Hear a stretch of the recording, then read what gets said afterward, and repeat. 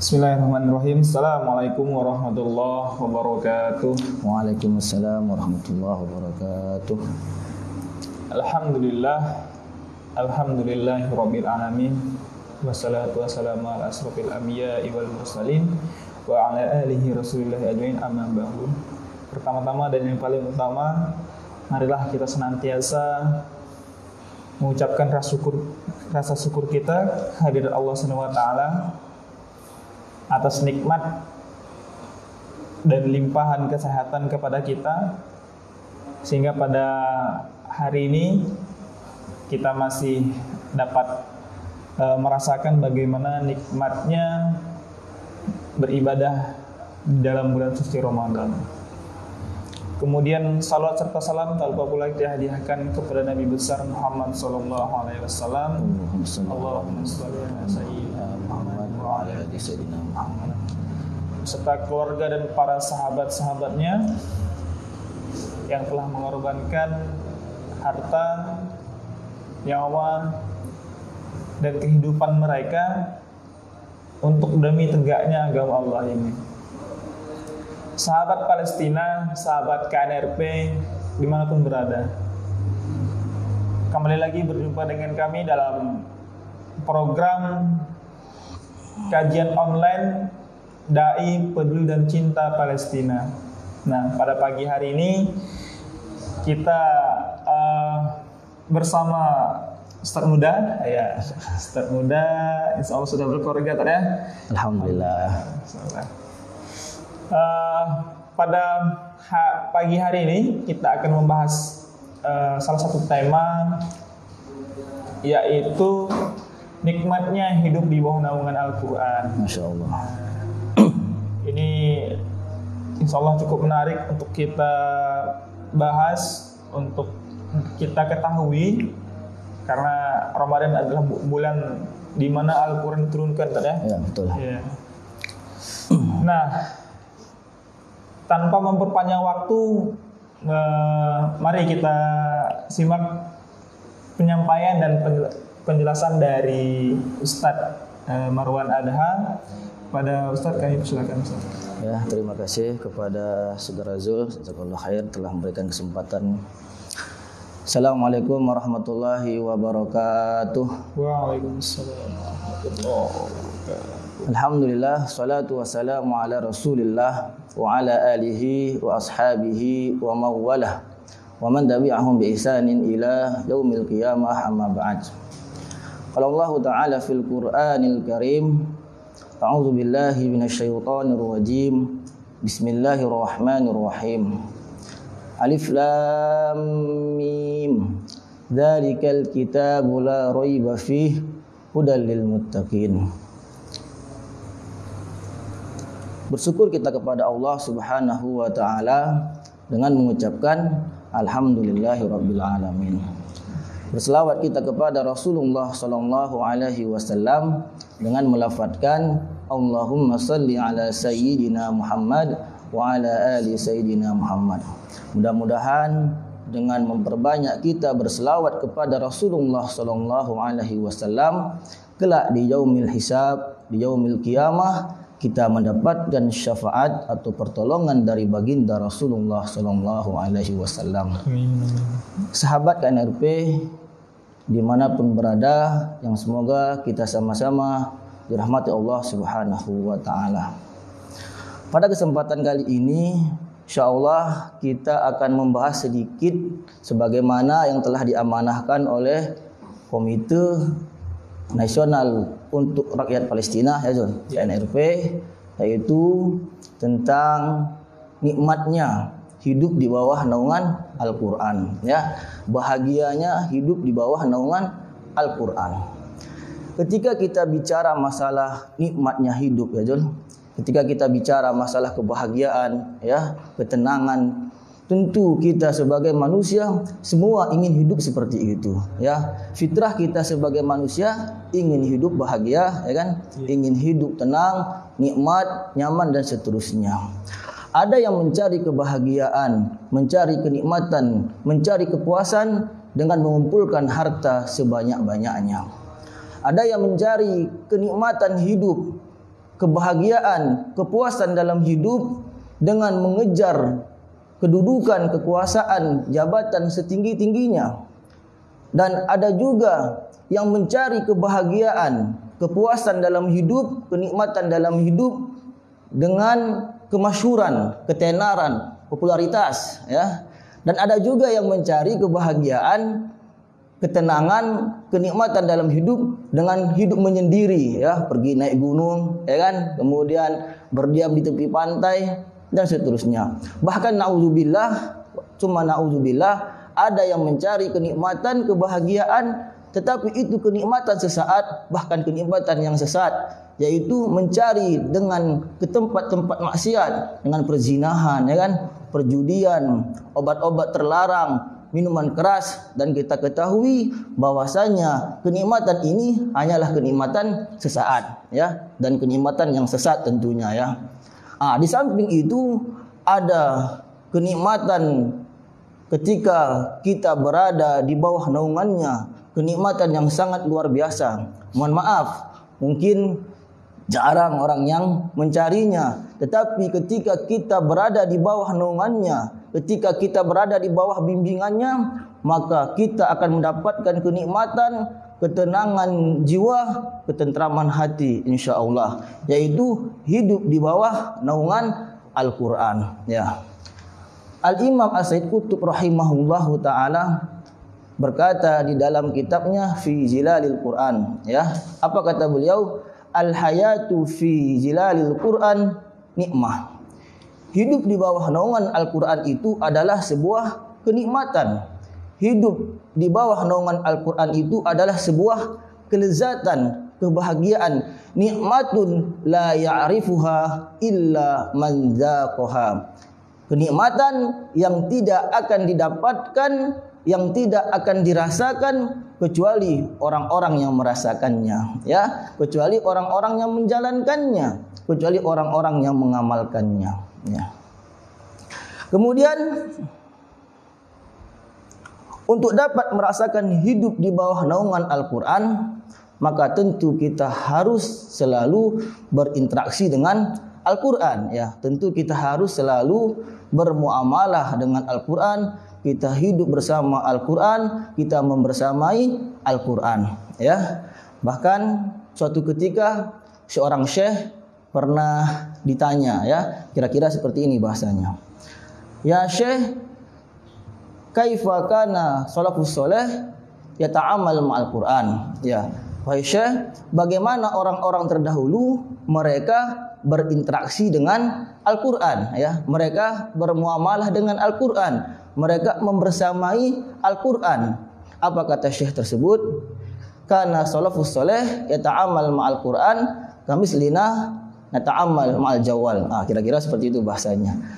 Seorang syekh tersebut menjawab, orang-orang terdahulu, orang-orang soleh terdahulu, para sahabat, ya, tabi'in, tabi'ut tabi'in, dan ulama-ulama salaf terdahulu, mereka berinteraksi dengan Al-Quran, ya.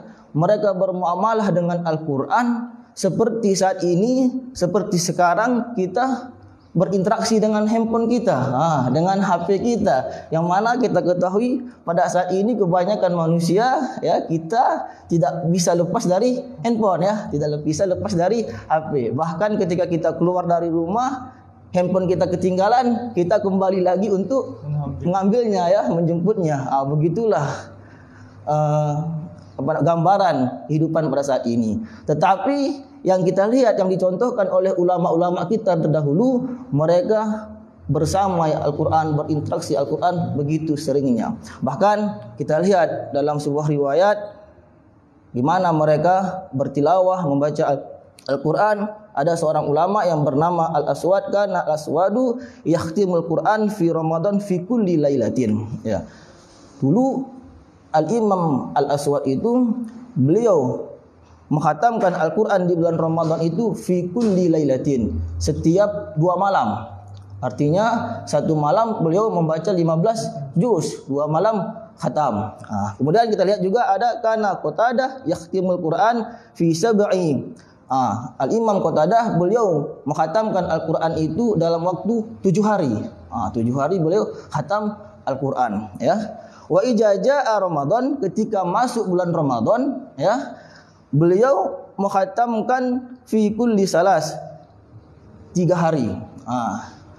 Fa ijaza al-ashru khatma kulla lailah. Ketika masuk 10 terakhir bulan Ramadan, beliau menghatamkan setiap malamnya. Yang mana kita ketahui pada saat ini kita berada di 10 terakhir bulan Ramadan. Mari sama-sama kita senantiasa untuk terus membersamai Al-Quran ya, berinteraksi dengan Al-Quran.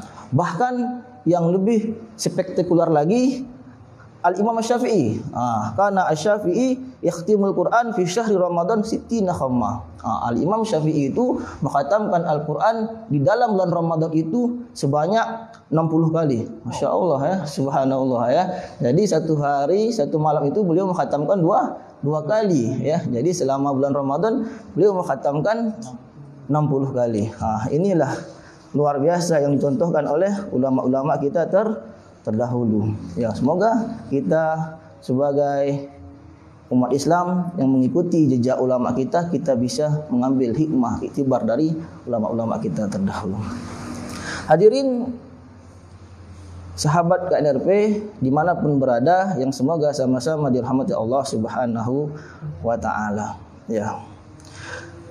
Kemudian bagaimana cara kita berinteraksi dengan Al-Quran? Ya. Yang pertama, kita berinteraksi dengan Al-Quran dengan cara membacanya. Ya, kata Rasulullah sallallahu alaihi wasallam, "Man qara'a harfan min kitabillah falahu hasanah." Ya, barang siapa yang membaca satu huruf dari kitab Allah, dari Al-Quran, maka baginya satu hasanah. Ya, satu hasanah, bukan hasanah yang ada di kampus juga, itu beda lagi babnya ya. Tapi satu kebaikan ya, satu pahala. Wal hasanatu asyru amsalihha. Dan satu kebaikan itu, satu pahala itu dilipat gandakan menjadi 10 kebaikan, 10 pahala. Dan tidak cukup sampai di sini. Rasulullah melanjutkan hadisnya, la aqulu alif lam mim harfan.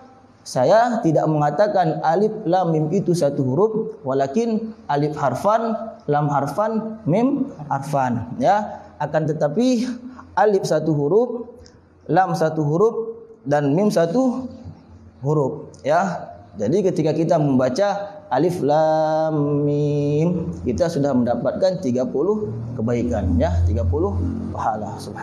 Subhanallah. Ya. Kita baca Yasin, mendapatkan 20 kebaikan. Ya, apalagi kalau kita baca satu baris, ya kan, satu halaman, satu lembar, satu juz, bahkan bisa khatam sekali, 2 kali, 3 kali, 10 kali, seperti ulama-ulama kita terdahulu.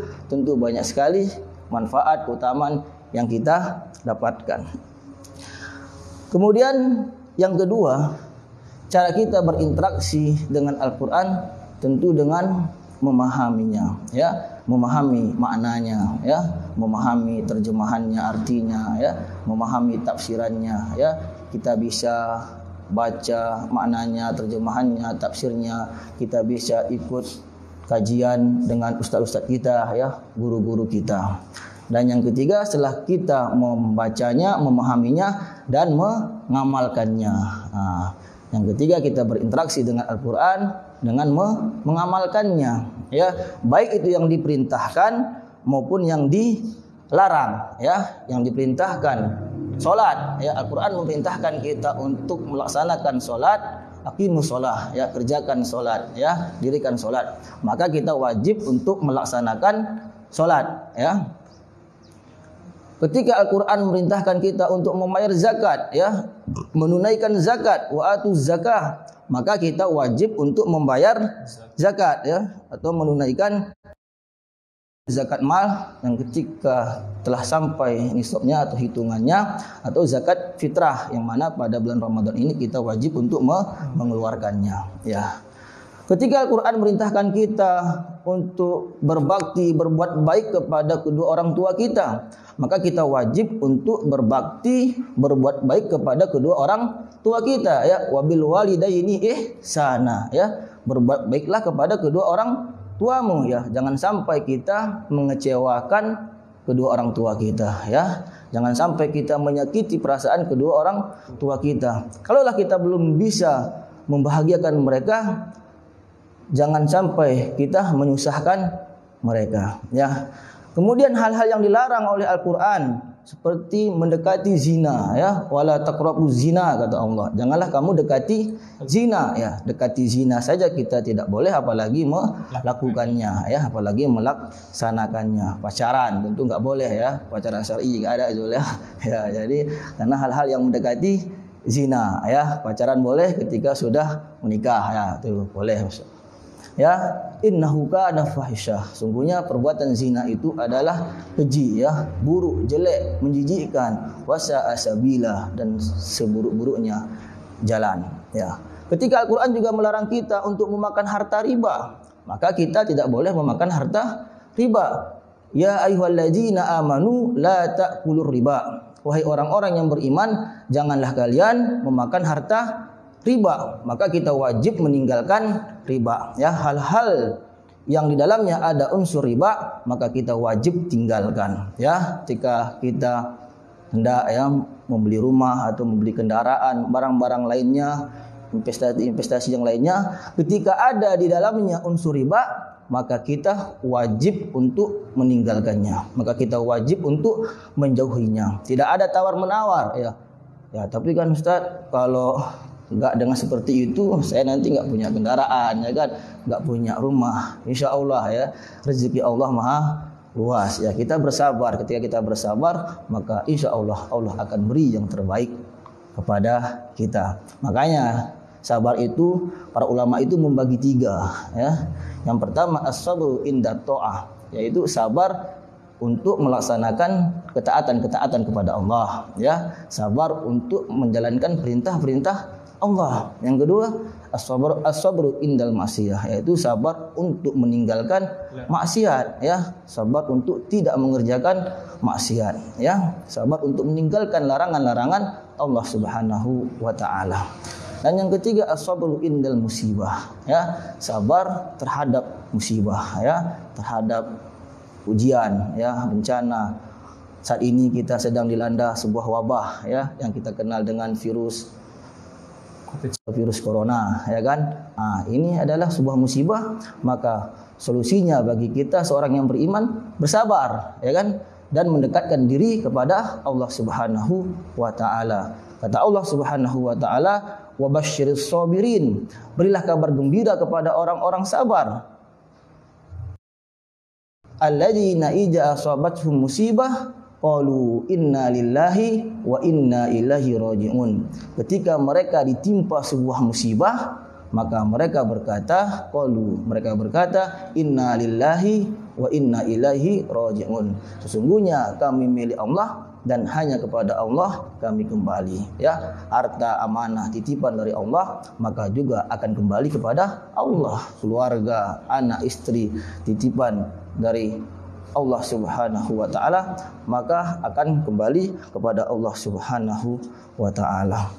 Kemudian yang keempat, yang terakhir di antara cara kita berinteraksi dengan Al-Qur'an, yaitu mendakwahkan dan mengajarkannya, ya. Jadi ketika kita sudah belajar tahsin, ya, belajar memperbaiki bacaan, belajar cara mudah menghafal Al-Qur'an, ya, belajar tafsir-tafsirnya, maka jangan sampai di kita saja, jangan stop di kita saja, tapi kita ajarkan, kita dakwahkan kepada saudara-saudara kita kaum muslimin yang lainnya. Kata Rasulullah sallallahu alaihi wasallam, khairukum man ta'alamal Qur'an wa 'allamah, ya. Sebaik-baik kalian adalah orang-orang yang belajar Al-Qur'an dan mengajarkannya, ya.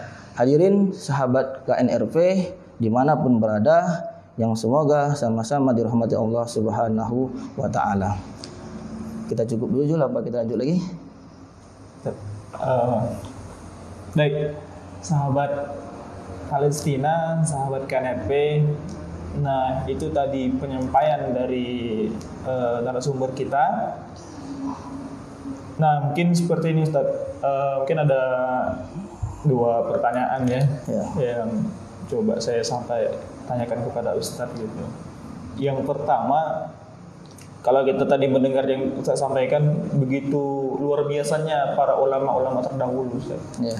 Mereka sampai menghatamkan Al-Quran itu sampai 60 kali dalam satu bulan, gitu kan.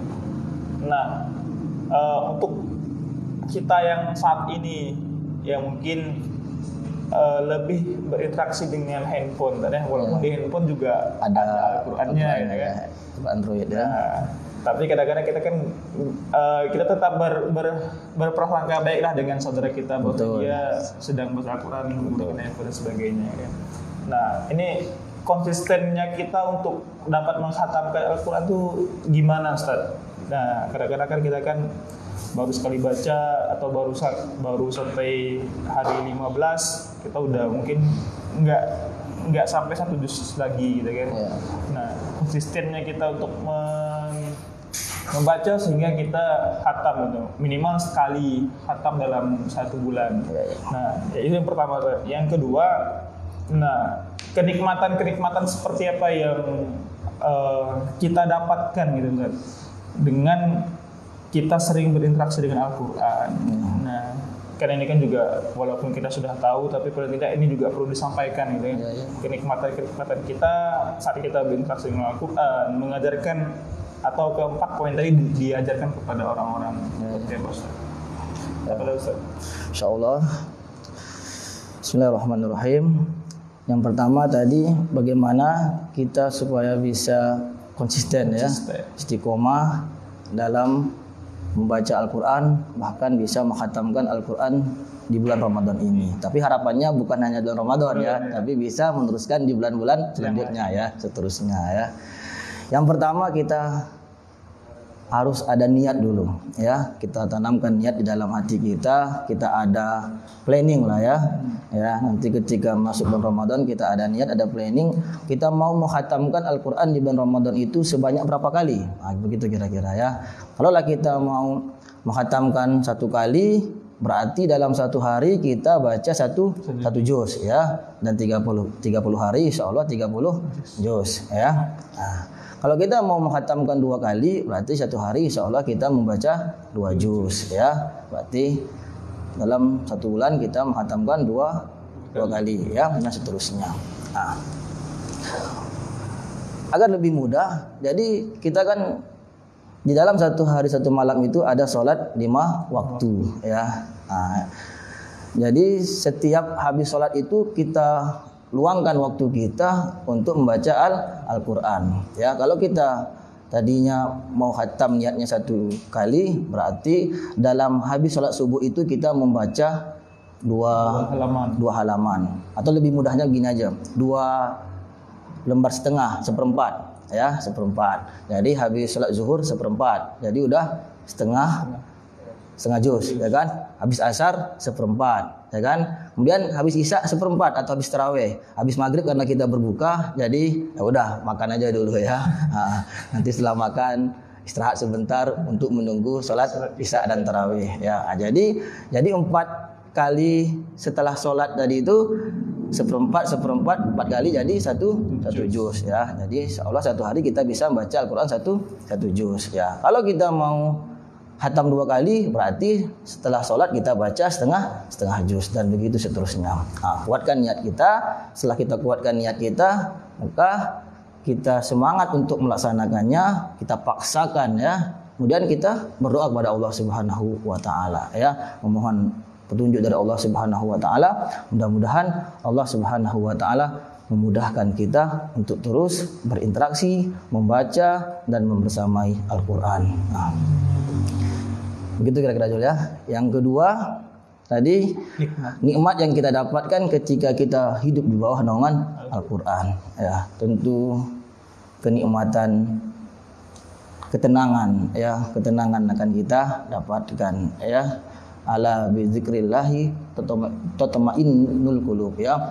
Tahuilah sesungguhnya orang-orang yang berzikir kepada Allah Subhanahu wa taala, orang-orang yang mengingat Allah Subhanahu wa taala, maka hatinya akan ditenangkan, maka jiwanya akan ditentramkan. Ya, kita ketahui, dan zikir yang terbaik adalah membaca Al-Qur'an. Ya, mudah-mudahan Allah Subhanahu wa taala memudahkan kita untuk terus berinteraksi, membaca dan mempersamai Al-Qur'an, kita hidup bersama Al-Qur'an dan kita juga insyaallah mati bersama Al-Qur'an.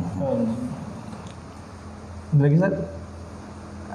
Cukup, mungkin dari Zul ada tambahan lagi, silakan. Baik, sahabat Palestina, sahabat KNRP dimanapun berada. Nah, kita sudah sampai di penghujung kegiatan kita. Setelah tadi alhamdulillah kurang lebih 20 menitan kita berinteraksi antara Ustadz dan saya gitu. Kemudian Ustadz juga sudah menyampaikan terkait bagaimana nikmatnya berada di bawah naungan Al-Quran. Jadi sahabat Palestina, sahabat KNRP, begitu indahnya, begitu nikmatnya kita berada di bawah naungan Al-Quran. Maka mari kita selalu berinteraksi dengan Al-Quran. Nah, Ustaz, sebelum berakhir Ustaz, kajian online kita, mungkin ada pesan-pesan untuk seluruh yang menonton atau masyarakat terkait kehidupan dan Al-Quran. Ada pesan mungkin Ustaz?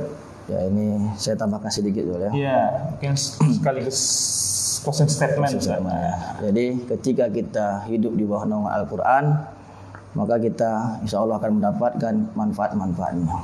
Manfaat yang pertama yaitu hidup kita akan terarah. Ya, yang namanya hidup ini kita butuh pengarah. Ya, kita butuh pedoman, petunjuk, dan sebaik-baik petunjuk pedoman itu adalah Al-Quran. Zalikal kitabul la raiba fih hudal lil muttaqin. Ini kitab tidak ada keraguan sedikit pun di dalamnya, kata Allah, hudal lil muttaqin, petunjuk bagi orang-orang yang bertakwa. Dan yang kedua, ketika kita berinteraksi, manfaat yang kita dapatkan adalah kita dijauhkan dari kegelapan, kita dijauhkan dari kesesatan. Ya, yang namanya hidup ini kita butuh namanya cahaya, pelita, penerang, dan sebaik-baik pelita, cahaya, penerang itu adalah Al-Quran. Ya, kitabun anzalnahu ilaika litukhrijan nas minaz zulumati ilan nur, kata Allah. Ini kitab kami turunkan kepada engkau Muhammad, litukhrijan nas, untuk mengeluarkan manusia dari mana? Minaz zulumat, dari kegelapan, ilan nur, menuju cahaya. Ya, dan yang terakhir, ya, ketika kita berinteraksi dengan Al-Quran, kita membersamai Al-Quran, kita membaca Al-Quran, manfaat yang kita dapatkan, mudah-mudahan kita dapatkan, ya, kita akan mendapatkan syafaat atau pertolongan dari Al-Quran tersebut. Ya, kita butuh namanya pertolongan. Kalaulah di dunia ini kita butuh pertolongan, butuh bantuan, kita bisa minta tolong, minta bantu kepada saudara-saudara kita, ya kan? Kita bisa minta tolong kepada kerabat kita, keluarga kita, tangga kita. Tapi ada masanya yang mana pada waktu itu manusia berlarian dari saudara-saudaranya. Yauma yafirul mar'u min akhihi. Pada waktu itu manusia berlari dari saudara-saudaranya. Wa ummihi wa abihi, dari ibunya, bapaknya. Wa sahibatihi wa banih, dari anak istrinya. Kenapa? Likulli imri'im minhum yauma idzin sya'nu yughni. Karena disibukkan dengan urusannya masing-masing, ya. Dan Al-Quran pada waktu itu akan memberi syafaat atau pertolongan kepada kita, yang mana pada saat ini ketika kita membersamainya. Iqra'ul Quran fa innahu ya'ti yaumal qiyamah syafi'an li ashabih. Bacalah Al-Quran, kata Allah, yang mana nanti Al-Quran yang kamu baca itu akan datang pada hari kiamat sebagai apa? Sebagai memberi pertolongan ya ashabih, kepada orang-orang yang membacanya, orang-orang yang membersamainya. Dan yang terakhir, ya, kata Rasulullah SAW dalam sebuah hadis yang dinukil oleh Al-Imam Sa'idi rahimahullah ta'ala dalam kitab Fiqh Sunnah, kata beliau, as-siyamu wal Qur'an yashfa'ani lil 'abdi yaumal qiyamah. Puasa dan Al-Qur'an nanti akan memberi syafaat kepada seorang hamba di hari kiamat. Ya, yaqulu siyam, puasa berkata ketika itu, apa katanya? Ya Rabbi, mana'tuhu at-ta'am wasyahawat binhar. Ya Allah, ya Tuhanku, aku telah mencegahnya, menahannya untuk makan pada siang hari, untuk menyalurkan syahwatnya kepada istrinya pada siang hari. Fasyafi'ni fi, maka saat ini izinkan aku untuk memberi syafaat kepadanya. Wa yaqulul Qur'an, dan Al-Qur'an juga berkata, mana'tuhu bil laili, Aku juga telah mencegahnya, menahannya untuk tidur pada malam hari karena dia mensibukkan untuk membacaku.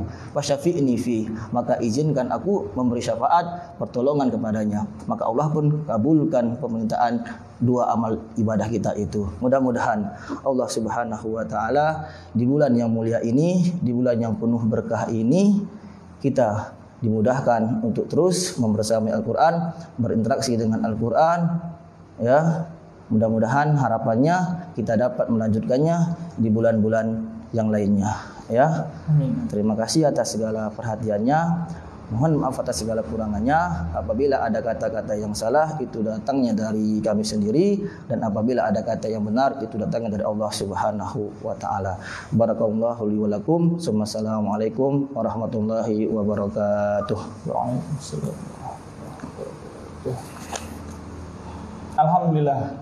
Nah, sahabat Palestina, sahabat KNRP, alhamdulillah tadi kita sudah mendengarkan penyampaian dari Ustadz Marwan Adaha terkait nikmatnya hidup di bawah naungan Al-Quran. Jadi tadi ada 3 poin manfaatnya, Ustaz ya? Ya, betul. Yang pertama, Al-Quran adalah sebagai petunjuk kita. Nah, karena tidak ada petunjuk yang lebih bagus daripada Al-Quran. Kemudian Al-Quran sebagai penolong kita nanti di yaumil akhir. Karena yang hanya memberikan syafaat adalah Al-Quran dan Rasulullah, ya. Nah, yang ketiga tadi adalah Al-Quran menjauhkan kita dari kegelapan dan membawa kita kepada cahaya. Nah, jadi sahabat Palestina, sahabat KNRP, mari sama-sama kita untuk terus berinteraksi dengan Al-Quran, membacanya, memahaminya, kemudian mentadaburi dan mengajarkannya kepada siapapun, ya. Karena sungguh nikmat saat kita berada di bawah naungan Al-Quran. Nah, jadi seperti itu. Nah, demikian dari kami, sahabat Palestina, sahabat KNRP. Semoga kita dapat berjumpa kembali dalam program-program lainnya.